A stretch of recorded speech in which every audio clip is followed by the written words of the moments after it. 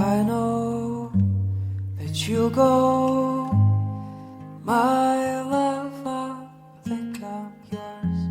My dreams, like trees, I hope one day they'll grow. Buenos días a todos, chicos, espero que todos estéis bien. Vamos a dar nuestra primera clasecilla de literatura, así a distancia. Y bueno, recuerdo que tenéis la presentación de este tema colgada en Classroom, ¿de acuerdo?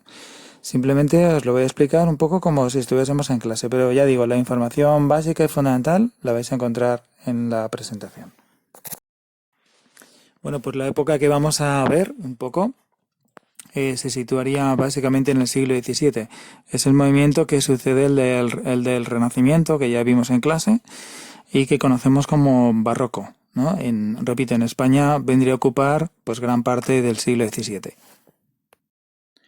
Algunas de las presentaciones que hicisteis antes de la suspensión de las clases trataban aspectos relacionados con este periodo, ¿no? El barroco va a ser un movimiento que supone una evolución desde el Renacimiento, pero en una dirección que ahora vamos a ir comentando, ¿de acuerdo? Como sabéis, a mí siempre me gusta empezar por lo que sería el marco histórico y cultural de esta época. Y lo primero es que deberíamos recordar es que en este periodo, o este periodo coincide con el del reinado de los que se van a considerar o denominar los Austrias menores. Básicamente es un periodo que coincide con los reinados de Felipe III y Felipe IV y por último de Carlos II, el hechizado, que supondrá ya la imagen definitiva de la decadencia de un imperio. Por intentar exponerlo de una forma, digamos, ordenada, me gustaría que lo viésemos esto desde distintos puntos de vista, ¿no? En primer lugar, desde un punto de vista político y económico. Es la época de la decadencia durante el siglo XVII y con estos reinados se pierden los Países Bajos y Portugal, con lo cual el Imperio Español queda reducido radicalmente en su extensión, sobre todo por Portugal, y también desde el punto de vista económico y financiero la pérdida de los Países Bajos es un golpe durísimo. Eso explica, en parte, y las múltiples guerras, pues la decadencia económica e incluso la declaración de sucesivas bancarrotas durante el siglo XVII. Otro aspecto que me parece importante destacar es que es el diferente papel que van a desempeñar los reyes, ¿no? En este caso, tanto Felipe III como Felipe IV van a delegar prácticamente todo el poder político y la vida política del país en sus validos, que sería una especie de primer ministro, entre los cuales van a aparecer figuras muy notorias, con gran influencia incluso en la literatura, pues como el duque de Lerma o el conde duque de Olivares. Estos hombres no solamente van a detentar un enorme poder, sino que también se van a convertir muchas veces en mecenas de la literatura y del arte, ¿no? Ahí tenéis delante un cuadro de Velázquez que retrata al conde duque de Olivares a caballo. Pero si desde un punto de vista político y económico hay una dramática decadencia del imperio, no va a ser así desde el punto de vista artístico. Aparecen grandes pintores como Rivera, como Zurbarán, como Murillo y sobre todo ese genio de la historia de la pintura, uno de los más grandes pintores de todos los tiempos, que fue Diego Velázquez. En la imagen podéis ver la escena del cuadro, famoso cuadro de las Meninas. También va a ser extraordinariamente importante desde el punto de vista literario, porque van a coincidir en el tiempo y en gran parte también en el lugar, porque muchos de ellos viven en Madrid y además en el centro, en Madrid más céntrico, autores como Cervantes, que va a ser un poco el eslabón entre el siglo XVI y el XVII, y autores absolutamente excepcionales como fueron Lope de Vega, Góngora, Quevedo, Tirso Molina, Calderón de la Barca y otros muchos. Y esto en lo que se refiere a autores y artistas, pero ¿cuál era la mentalidad? ¿Qué supone el barroco frente al Renacimiento? Porque hay muchos elementos en común, pero hay otros claramente diferentes, ¿no? Podríamos decir que en general frente al Renacimiento, que era luz, optimismo, ilusión, idealización, la expansión del imperio, la apertura hacia nuevas formas de pensar y nuevas corrientes artísticas, nos encontramos ahora en el barroco con el pesimismo, la religiosidad, la idea permanente de la muerte, la oscuridad, el desengaño, lo tenebroso. pero hay muchos elementos que comentar, no nos podemos detener demasiado, ¿no? Pero por intentar ser sistemáticos, podríamos decir que muchos de los temas del Renacimiento se mantienen, pero transformados. Por ejemplo, el tema mitológico sigue existiendo y sigue teniendo muchísima importancia. Se sigue idealizando también a través del mito, pero nos encontramos también a veces con interpretaciones burlescas y satíricas de los mitos clásicos. Algo parecido ocurre con lo patriótico. Ahora, más que una exaltación de la nación, se exalta a veces más la honra, ¿no? La honra, porque parece, nos da la sensación de que los españoles han perdido la fe en sí mismos y parece que se han quedado con el orgullo, sobre todo, ¿no?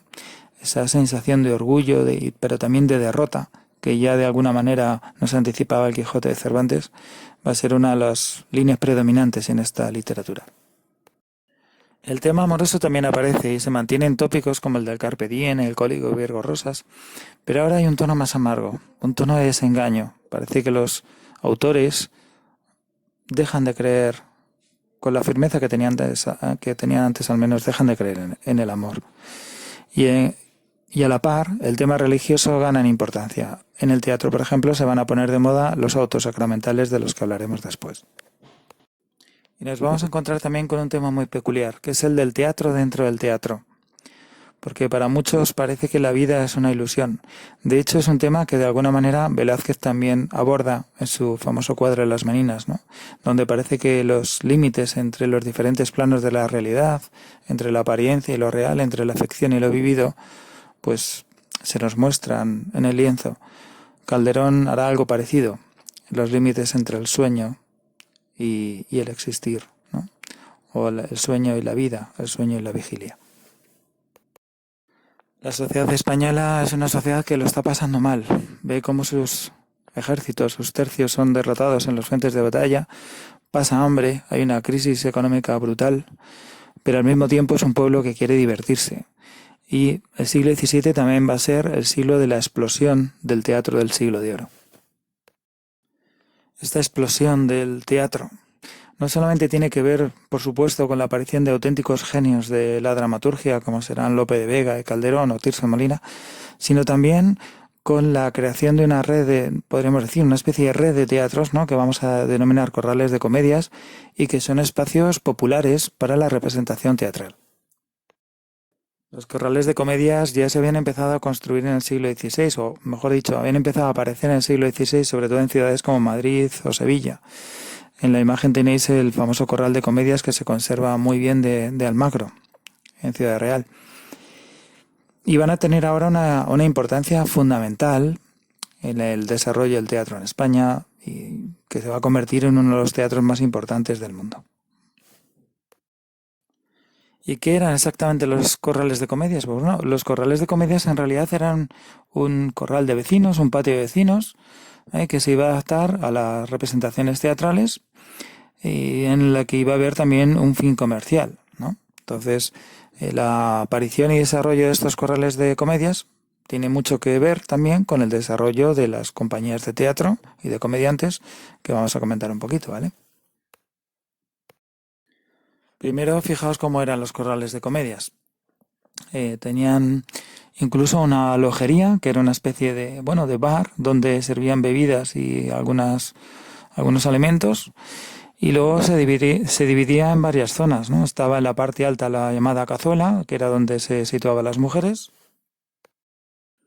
el patio, donde estaban los hombres, entre ellos estaban los mosqueteros, los temidos mosqueteros, que en realidad no eran como los entendemos a lo mejor, como los entendéis por la novela de Alejandro Dumas, sino que eran lo que hoy serían hooligans, ¿no? Es decir, seguidores de un dramaturgo que a veces boicoteaban las obras del dramaturgo que consideraban rival.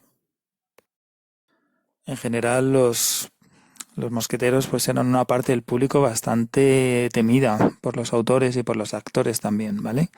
Pero en el patio, digamos que se colocaba básicamente el público masculino. Mientras que en los palcos pues solían estar gente, digamos, de la nobleza, incluso a veces los reyes de incógnito.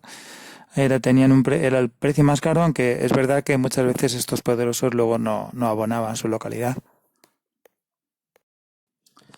Lo cierto es que estos espectáculos también eran una fuente de ingresos. Se pagaba entrada y parte de la recaudación se destinaba a la iglesia, ¿no? De alguna manera, pues pagaban un impuesto a la iglesia y también a las autoridades. De todas formas, los conflictos con las autoridades, sobre todo las religiosas, van a ser frecuentes, porque a veces la iglesia censura las obras, y sobre todo si ocurre algún acontecimiento luctuoso, como la muerte de una reina, pues se clausuran los corrales de comedias, etcétera. De estas representaciones pues vivían las compañías de actores, que había de distintos tipos, pero digamos por simplificar, estaban las compañías estables que podían ser a veces incluso municipales. La de Madrid, por ejemplo, tenía muchísimo poder y muchísimo, digamos, dinero también.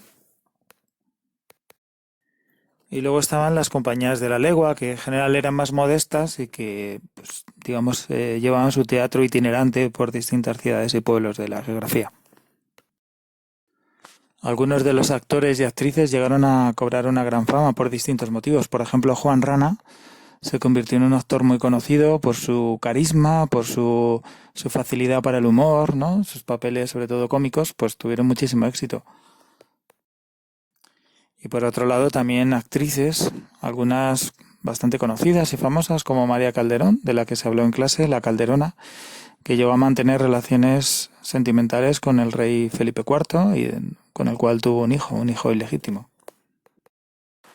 Bueno, y aquí cerramos esta primera sesión de literatura, esta especie de introducción a la literatura barroca, ¿vale? Hasta pronto, chicos. Oh, I know that you'll go, my love.